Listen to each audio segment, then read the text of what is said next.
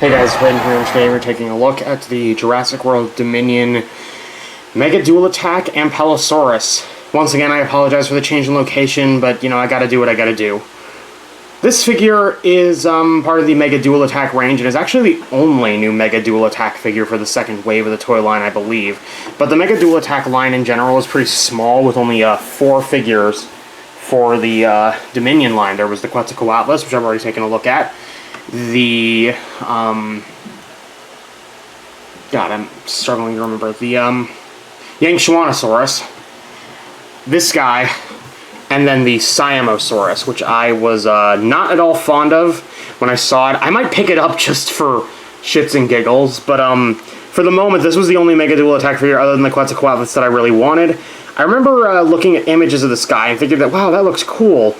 Now that I've got him in hand, he's alright. He's definitely very, as far as things go. The figure is of an Ampelosaurus, which is a type of Titanosaur sauropod from France. Was not actually in the movie, so is yet again Mattel making something up, though I do appreciate them using obscure species and bringing them into toy form. I do like that part. The figure is, as part of the Mega Dual Attack range, not particularly posable. It's basically, the entire thing about it is basically the entire gimmick. You'll notice that his tail and his neck are separated into sections. There's a reason for that, and that is the gimmick, which is if you, I don't know if I'll be able to actually show this while holding the camera.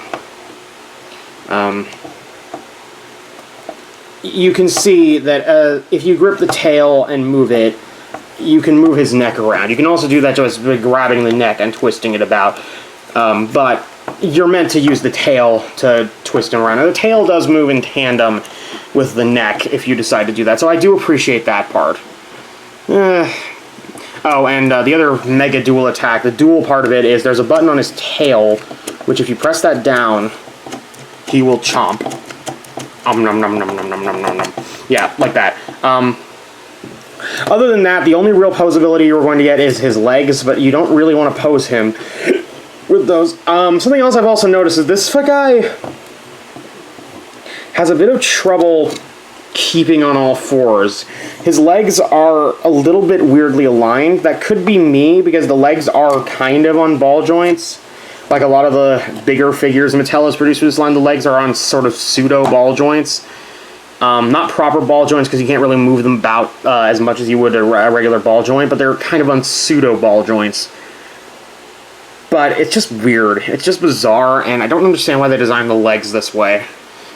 Now, other than that, there's really nothing you can get out of posability. You can't even, like the other Mega Dual Attack figures, you can't even get him to actually shut his mouth.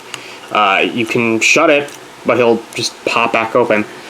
And for those who are into that, it is in there kind of far. But if you are into Jurassic World facts and you want the scan code for this guy, there it is. Pause the video if you want that. And basically that's it.